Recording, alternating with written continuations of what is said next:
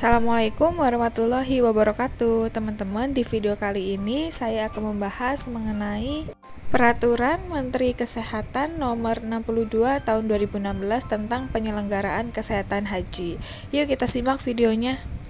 Jadi, penyelenggaraan kesehatan haji ini bertujuan untuk mencapai kondisi istirahat kesehatan jemaah haji, kemudian mengendalikan faktor resiko, kemudian menjaga agar jemaah haji dalam kondisi sehat selama di Indonesia, selama perjalanan dan di Arab Saudi, dan mencegah terjadinya transmisi penyakit menular, dan memaksimalkan peran serta masyarakat dalam penyelenggaraan kesehatan haji. Penyelenggaraan kesehatan haji ini dilaksanakan dalam bentuk pembinaan, pelayanan, dan perlindungan. Kita bahas satu persatu mulai dari pembinaan ya. Kegiatan pembinaan ini dilakukan secara terpadu, terencana, terstruktur, dan terukur melalui serangkaian kegiatan promotif dan preventif yang dimulai pada saat jemaah haji mendaftar sampai kembali ke Indonesia. Kemudian secara terintegrasi dengan program dari promosi kesehatan, penyakit tidak menular, kemudian sampai ke kesehatan olahraga yang melibatkan lintas program, lintas sektor, dan masyarakat. Kemudian pembinaan ini ada pembinaan masa tunggu, masa keberangkatan, dan masa kepulangan.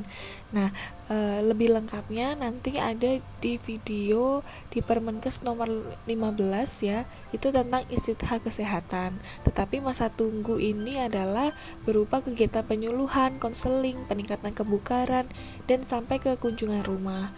Untuk masa keberangkatan sama dengan masa tunggu tetapi ditambahi dengan aklimatisasi dan manasik kesehatan.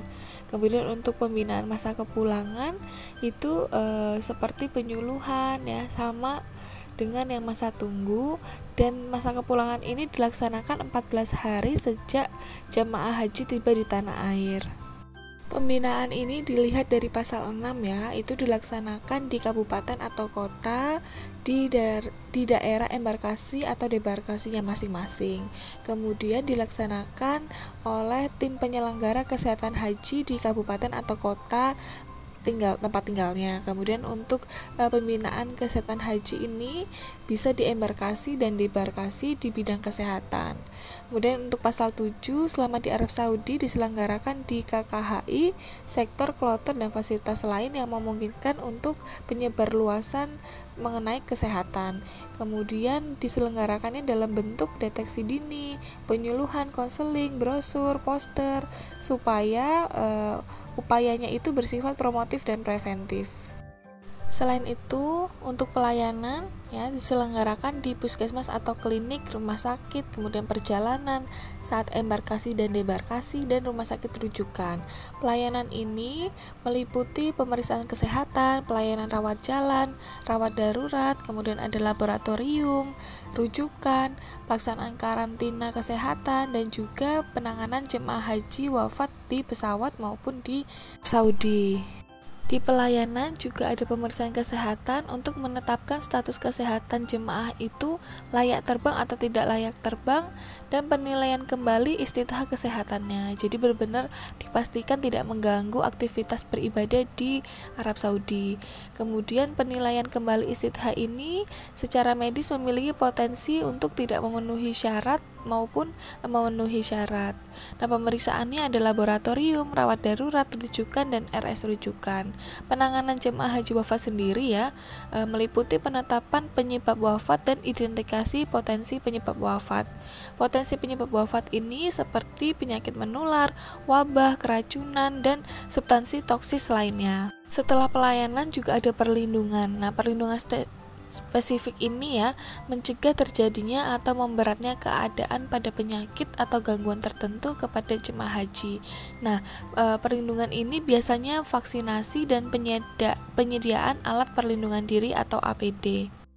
Perlindungan yang lain seperti contohnya ada penyelenggaraan kesehatan lingkungan, gizi, visitasi jemaah haji sakit, kemudian ada penyelenggaraan kewaspadaan kejadian luar biasa, kegawat daruratan, dan juga kesehatan masyarakat yang meresahkan dunia, dan juga penanggulangan krisis kesehatan. Perlindungan di sini kalau kita lihat dari pasal 31 ya, seperti inspeksi kesehatan lingkungan, kemudian ada intervensinya, media lingkungan. Nah, tahap-tahapannya sendiri di kesehatan lingkungan ada 3. Yang pertama, pada 6 bulan sebelum jemaah haji masuk asrama haji, saat cateringnya. Kemudian juga ada rekomendasi perbaikan ketika ada misalnya ada yang kurang. Untuk tahap kedua dilaksanakan 1 minggu sebelum jemaah haji masuk ke asrama haji, memastikan kesiapan embarkasi. Dan yang tahap ketiga adalah secara rutin selama jemaah haji itu berada di asrama maupun saat embarkasi dan debarkasi. Kemudian perlindungan pasal 33, 34, dan 35 ini diselenggarakan di pondokan, kemudian di catering, kemudian juga tempat lingkungannya ini dilihat lagi apakah berpotensi menimbulkan resiko bagi jemaah haji. Nah, kemudian pondokannya ini memenuhi kriteria yang standar atau tidak, kemudian dilakukan inspeksi dan intervensi juga. Selain faktor resiko kesehatan lingkungan, ada penyelenggaraan gizi ya, di mana kita melihat rekomendasi tentang menu dan gizi seimbang selama di embarkasi maupun pada saat di Arab Saudi. Kemudian ada juga visitasi jemaah haji sakit yang diselenggarakan di Rumah Sakit Arab Saudi. Nah, visitasi ini dilakukan oleh TKHI dan TPK. Kemudian selain itu juga ada penyelenggaraan sistem kewaspadaan dini dan penanggulangan penyakit kejadian luar biasa yang meresahkan dunia ya, di mana dilaksanakan sesuai dengan ketentuan undang-undang masing-masing. Kemudian juga ada penanggulangan krisis kesehatan haji sebagai upaya perlindungan terhadap jemaah haji pada saat di Indonesia dan Arab Saudi. Nah, itu dia teman-teman mengenai materi yang pertama. Untuk teman-teman apabila ada yang ingin ditanyakan, silahkan chat di kolom komentar ya. Untuk selanjutnya mengenai pasal ini ada di next video. Terima kasih. Assalamualaikum warahmatullahi wabarakatuh.